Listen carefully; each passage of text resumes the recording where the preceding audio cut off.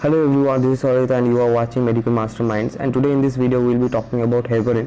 But before understanding heparin, we have to know about the coagulation cascade a little bit. And we all know the coagulation cascades includes intrusive pathway and extrusive pathway and both the pathways lead to the common pathway, right?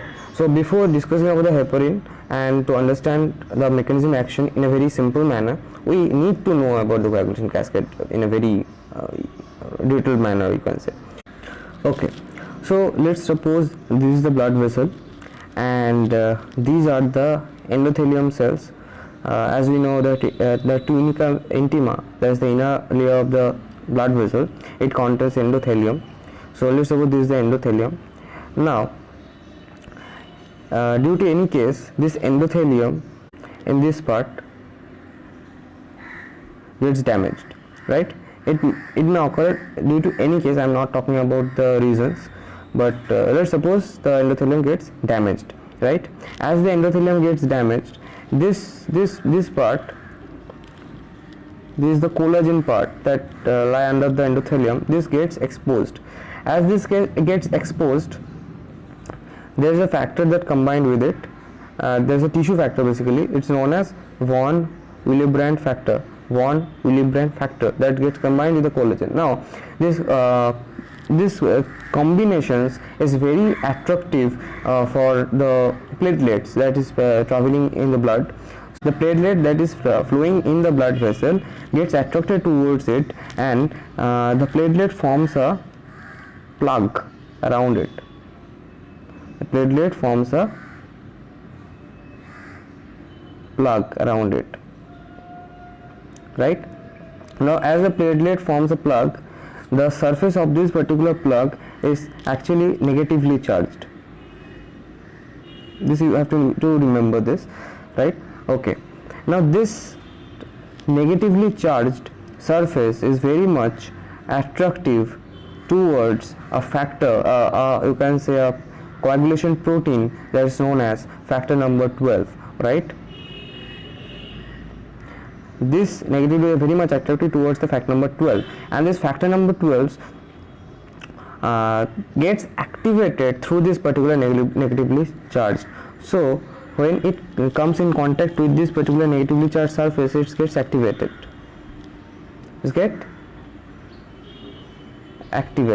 Right? Okay, now as the factor number 12 gets activated, it further activates the factor number 11, right? It further activate the factor number 11, right?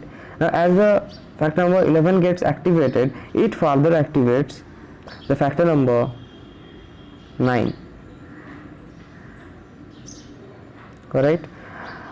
Now as the factor number 9 gets activated, the factor number 9 will further activate factor number 10. Right? Okay, now as the factor number 10 gets activated, the activated factor number 10 will further activate factor number 2.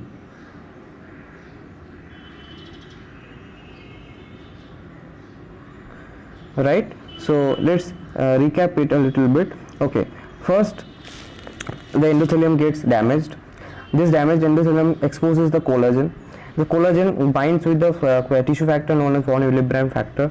This von Willebrand factor and this combination of von Willebrand factor and the collagen is very much attractive for the platelets. The platelets that is flowing in the blood will get attracted towards it, and it forms a platelet plug, right? The surface of this platelet plug is negatively charged, which is further more attractive for the factor number 12.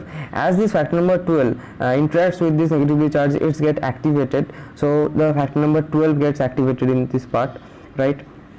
Now as the factor number 12 gets activated, it further activates factor number 11, right?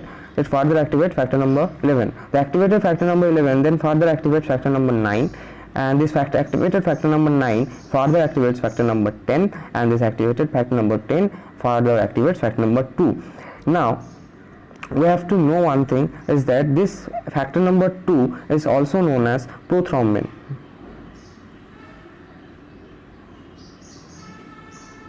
Is also known as prothrombin, and the activated factor number 2 is known as thrombin, or you can say the activated prothrombin is known as thrombin. Okay, now this thrombin is very important. Now one thing I didn't tell you is that here this factor number 9 alone is not enough to activate the factor number 10, so it combines with factor number 8, or you can say activated factor number 8, right? The factor number the activated factor number 9 gets combined with the activated factor number 8 to activate the factor number 10, and here also the activated factor number 10 is not enough to activate factor number 2, so it combines with factor number 5, activated factor number 5, right, to activate the factor number 2. Now you may have a question arises in your mind, is that who activates this factor number 8 or factor number 5? The answer is this prothrombin activates this particular factors, right? And this particular chain always occurs, it's always occur when the coagulation cascade begins. The thrombin forms and the thrombins activates these two, right? Again thrombin forms, the thrombins again activate these two, so this process continues. Now this is not end here. The thrombin has a lot of functions. First of all, it activates these particular two factors. It also activates fibrinogen, right? It also activates fibrinogen to fibrin. It also activates fibrinogen to fibrin, right? And this is very important, right? Okay, it has another function, and the function is it also activates factor number 13 as well, right? It also activates factor number 13. It also activates factor number 13. So see, the thrombin has a lot of function. Now here the main part, this fibrin, right? This fibrin and this activated factor number 13 combines to form the fibrin mesh,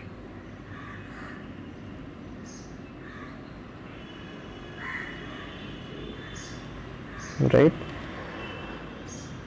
This fibrin and factor number 13 or activated factor number 13 actually forms the fibrin mesh. Now what is the function of this fibrin mesh, you may ask? The function of this fibrin mesh is to, you can say, support or strengthen the particular thrombus, right? So this fibrin mesh will form, as the name suggests, mesh. So it forms a mesh like structure around the platelet plug, you can say, to strengthen the clot, right? Because platelet plug alone is not enough to withstand in that particular area, so fibrin mesh is very important to withstand the clot.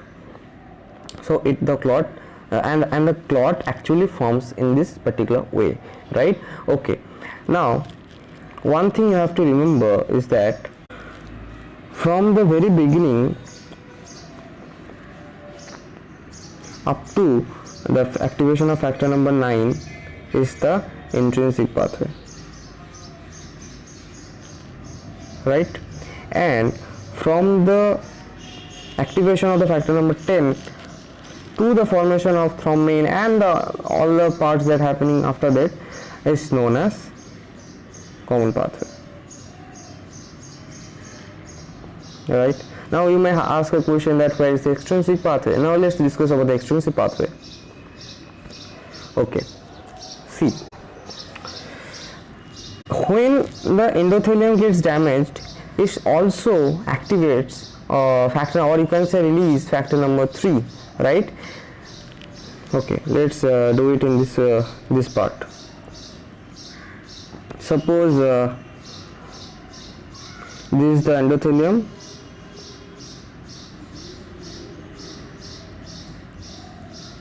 here it gets damaged, right? Here it gets damaged. It releases it releases factor number factor number 3. This factor number 3 along with activated factor number 7, right? This factor number 3 along with factor number or activated factor number 7